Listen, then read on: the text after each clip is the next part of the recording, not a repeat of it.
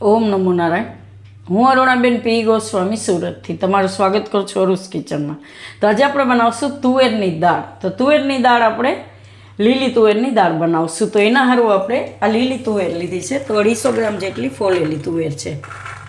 આ રીતના દાણા અને દાળનો જે નોર્મલ મસાલો હોય એ આપણે લીધું છે. એક ટમેટો લીધું છે, અડધું આપણે લીંબુ લીધું, લીમડો વઘાર માટે, એક મરચું, થોડુંક આદું અને લીલા ધાણા. અને આખા મસાલામાં આપણે એક તેજપત્તા લીધું અને 2 લાલ મરચાં, એક ચકરી ફૂલ, બાદિયું અને તજ ને લવિંગ એ રીતે એમ. અને ખાંડ તો અડધી ચમચી જેટલી ખાંડ લીધી છે ને વઘાર માટે હિંગ લીધી છે.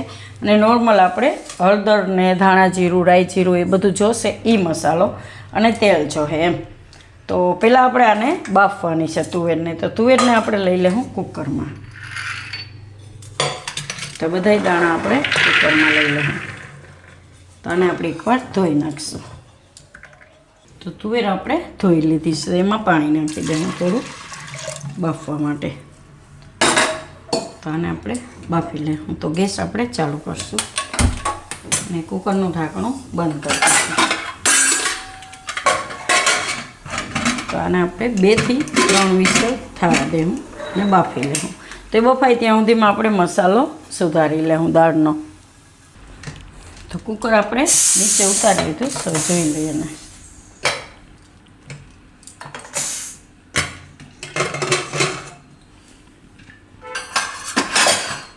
તો તુવેરના દાણા આપણે બફાઈ ગયા છે. આને આપણે કાઢી લેવું એક વાટકામાં.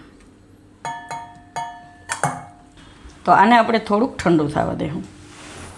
તો દાણા આપણે ઠંડા થઈ ગયા છે. તો આને પીસી લેવું આપણે. તો આ મિક્સરની જાર લીધીશ, એમાં આપણે બધા દાણા નાખી દેવું.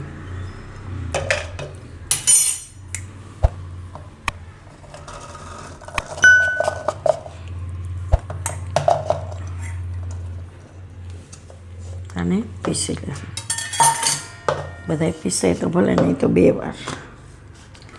તો આને આપણે પીસી લીધું છે થોડુંક પાણી નાખીને, કે પીસવામાં પાણી નાખવું પડે, નકર નહીં સરખું પીસાય. તો એકદમ સરસ પીસાઈ ગયું છે. તો આને આપણે ગાળવાનું હોય કે એમાં જે એની છાલ હોય એ બધી નીકળી જાય એમ. તો જરૂર પડે તો થોડુંક પાણી નાખી દેવાનું ગાળવામાં. આ બધું આપણે ગાળી લેવું આમાં. તો આપણે બધું ગાળી લીધું સારી રીતે પાણી નાખીને. તો પાણી તો આપણે દાળમાં જોઈએ જ, એટલે પાણી એ રીતે નાખી અને ગાળી લેવાનું. તો આ બધા ફોતરા છે. તો આને આપણે જવા દેવું.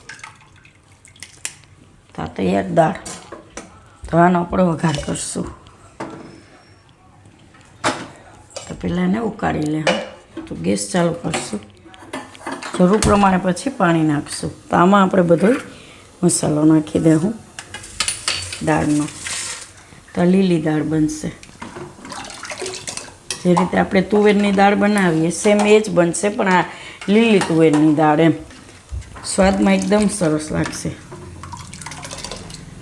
તો આમાં બીજા બધા મસાલા નાખશું આપણે. હળદર, મીઠું, ધાણા જીરું બધું સ્વાદ પ્રમાણે મીઠું અને થોડીક હળદર અને ધાણા જીરું. અને થોડીક વાર ઉકાળી લેવું. તો દાળ આપણે આ રીતે ઉકળી ગઈ. તો એનો આપણે વઘાર કરશું. તો એને ન્યાન્ય રહેવા દેવું ને અહીંયા આપણે વઘાર કરી લેવું. ગેસ ચાલુ કરશું ને આમાં આપણે તેલ નાખશું વઘાર માટે. તેલને થોડુંક ગરમ થવા દેવું. તેલ આપણું ગરમ થઈ ગયું છે. એમાં નાખશું રાઈ. ગેસ ધીમો પર નાખશું અને જીરું બધાય આખા મસાલા. ગેસ બંધ કરી દેવું. તો બધા મસાલા નાખી દેવું, લીમડો ને બધું.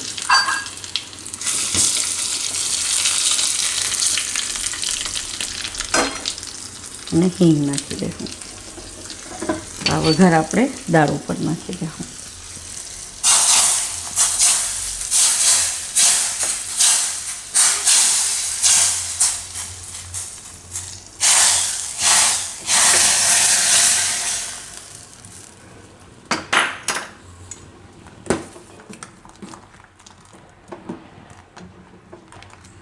હવે એમાં આપણે નાખી દઈશું ખાંડ. તો ખાંડ ને લીંબુ તમે તમારા હિસાબે વધારે ઓછું કરી શકો એમ.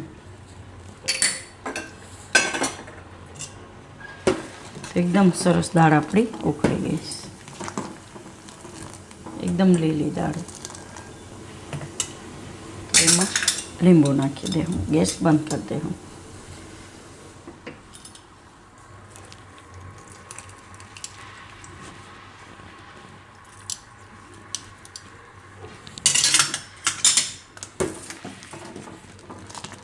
તો ભાત આયરે એકદમ સરસ લાગે છે ખાવામાં. તો આને આપણે કાઢી લે. હું વાટકામાં નીચે ઉતારી.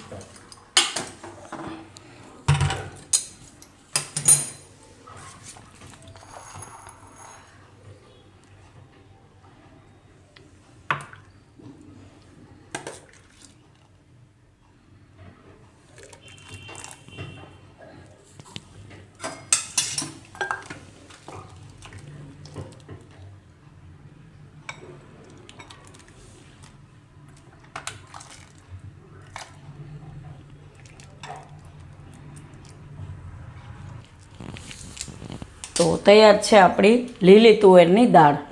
તો જો તમને મારી આ રેસીપી પસંદ આવી હોય તો એને લાઇક કરજો, શેર કરજો અને મારી ચેનલને સબસ્ક્રાઈબ કરજો અને બેલ આઇકન દબાવવાનું ના ભૂલતા. કમેન્ટ કરીને કહેજો કે તમને કેવી લાગી આ લીલી તુવેરની દાળ.